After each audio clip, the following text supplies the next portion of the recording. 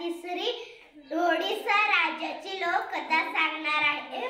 परनिंदा का पाप लोककथा। ओडिशा एक राज के दरबार में ब्रह्मांड भोज का आयोजन किया गया। 56 भोग महल के खुले आंगन में बनवाया गया।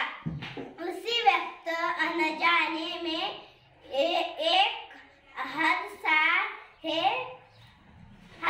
हो गया। खुले में पक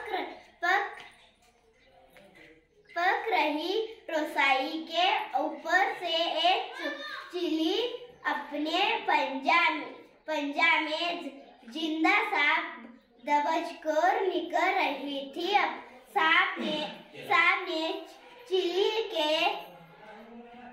पंजा से छुटकर पाने के लिए फुफकार भरी और साथ ही जहर उगला। उसके मुख से निकल जहर की कुछ बहुत पक्षाला में पक रही रसोई के व्यंजन में गिर गई।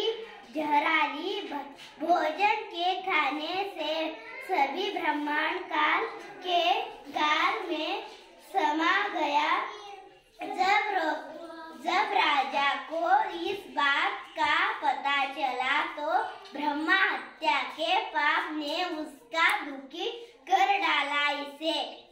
इसे में सबसे ज्यादा मुश्किल खड़ी हो गई यमराज के लिए कि आखिर इस पाप का भागी कौन है और ब्रह्मा हत्या का भागी कौन है और ब्रह्मा हत्या के पाप के लिए किसका दंड दिया जाए। सबसे पहले नाम राजा का आया। क्यों राजा ने ब्राह्मणों का भोजन के लिए आमंत्रित किया था। यमराज के मन में दूसरा नाम आया। रसोई थे का जिसने ब्राह्मणों के लिए महाप्रसाद तैयार किया।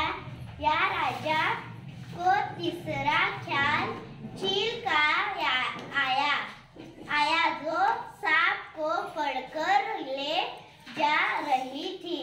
सबसे अंत में यमराज ने सांप के पाप पर विचार किया। लंबे समय तक यमराज अनिर्णय की स्थिति में रहे कि आखिर ब्रह्मा हत्या का दंड किसको दिया जाए। घटना के कुछ समय बाद कुछ ब्रह्मांड राजा से मिलने के लिए उसको घर में जा रहे थे। ब्राह्मणों ने एक महिला से महल का रास्ता पूछ लिया। तब महिला ने ब्राह्मणों को रास्ता बताते हुए कहा, देखो भाई जरा ध्यान से जाना। वह राजा ब्राह्मणों को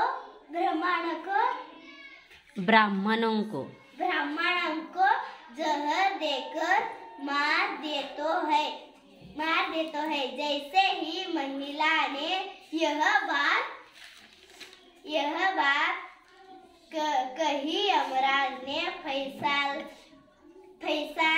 फैसला कर लिया कि मृत ब्राह्मणों के पाप का फल इस महिला के खाते में जाएगा और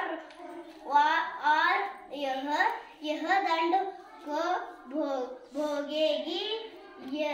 यमदूतों ने यमराज से पूछ, प्रभु ऐसे क्यों? तब यमराज ने कहा, जब कोई व्यक्ति पाप करता है तो उसको पाप कर्म करने में बड़ा आनंद आता है। ब्राह्मणों तो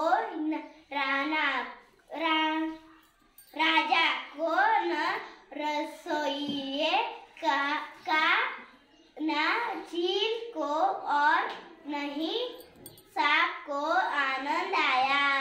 ये सभी इस अपराध से अनजान भी थे। महापाप की इस दुर्घटना इस महिला ने जोरों शोर से बखान कर जरूर लिया, इसलिए ब्रह्महत्या का यह पाप उसके खाते में जाएगा। अक्सर